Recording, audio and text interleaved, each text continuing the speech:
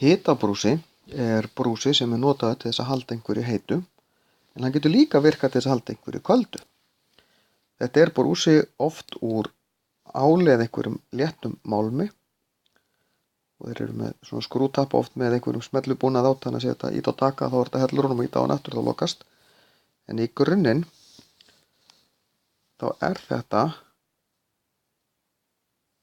tvöfaldur brúsi og hérna á milli loftlag með lofti sem að legur ekkert út. Þetta verður að vera nefnilega sama loftið því að loft leiðir varma mjög illa.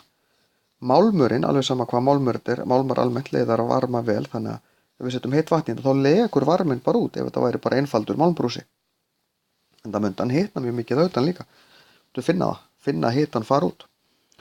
En af því að það loftlag hérna á milli, þá kemst hitin ekki á milli frá innra laginu yfir í ytra lagið, enda hitnar brúsin ekkert að utan. Sama gerist ef við setjum kalt vatn í hann, þá kemst varminn ekki inn. Þá helst þetta kalt, þannig að við getum tekið hitabrúsa með okkur á ströndina til þess að halda einhverju köldu.